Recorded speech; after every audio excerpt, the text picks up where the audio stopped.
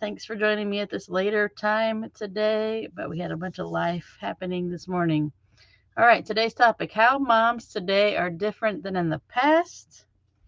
First things first, I'm going to get some juice in me.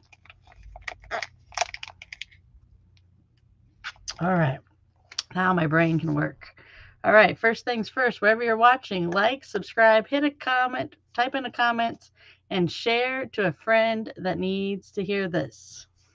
And every week I draw somebody's name out and put them in a drawing to win a prize. And raise your hand if you like free things right here. So that means you're raising your hand at home too. All right, how moms today are different than in the past. I was talking to somebody about this the other day, and it was this. I'll just go through the whole story of what I said. I was like, our generation, my generation, if you're my age, my generation is the first generation that fully got to walk in the freedom of being, doing, and saying whatever they wanted to do. My mom's generation was the first one kind of that broke off to be able to work outside the home instead of just being a homemaker. But there was still a lot of social stigmas that were attached to that. You worked outside the home, plus you had to do 152% of the household items also. My generation is the first one that was free to break all the strongholds that were holding the past generations hostage. The strongholds of that. Like, I get to homeschool my child freely because there is not anyone in the world or in my family that can hold me back from homeschooling. I chose to do something different. I was public school educated, and that was fine. It didn't work out. It wasn't the best fit for me.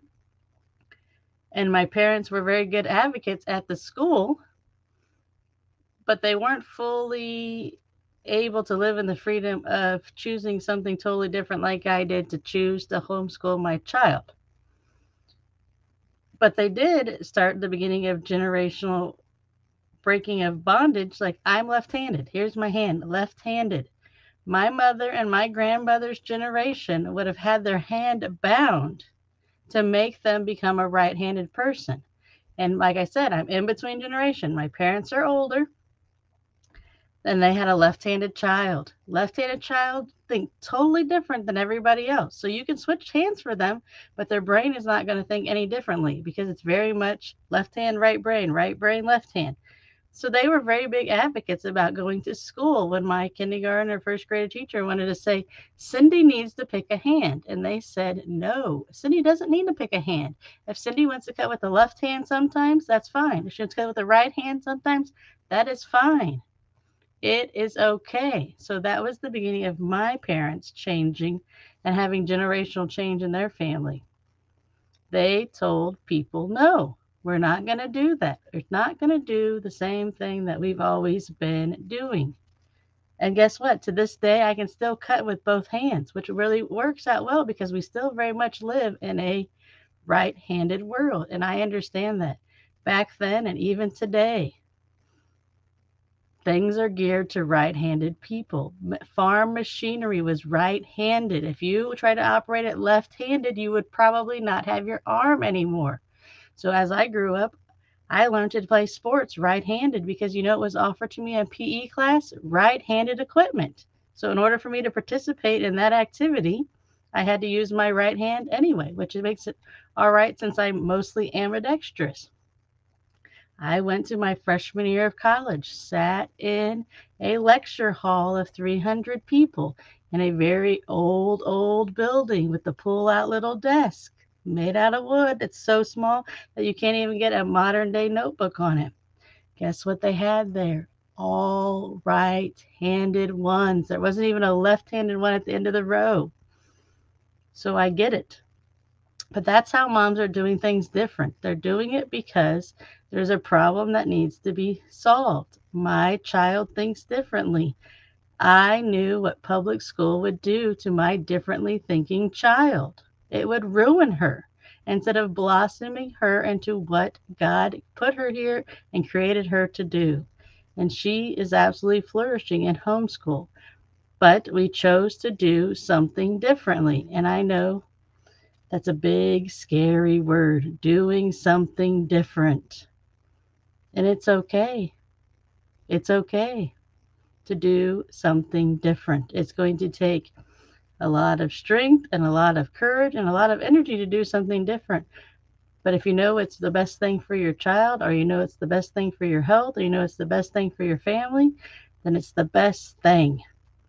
Man, I got on a little tangent today. This is why we choose to do something different, because it's the first time we've been able to truly do it without having major repercussions. That was my analogy the other day. Before, you could do things differently, but you had to have a super big backbone because all the arrows were going to be shot at you. Now there's less arrows being shot at people doing things differently, thinking outside of the box. The square pegs in the round hole have a place to live now because they don't have to be pounded in to the round hole. The square pegs can still be the square pegs. Hey, I have a group, Moms in the Middle. We're raising a bunch of square pegs that are not pounding themselves into round holes anymore. We're also doing life between aging parents and our young kids. So it's a great community of people. It's a community that I exactly needed years ago. So now it's a community that I created for everybody else. So the link is in the description of the vehicle. The link is in the description of the video, not the vehicle. And I will see you guys all tomorrow. Love y'all.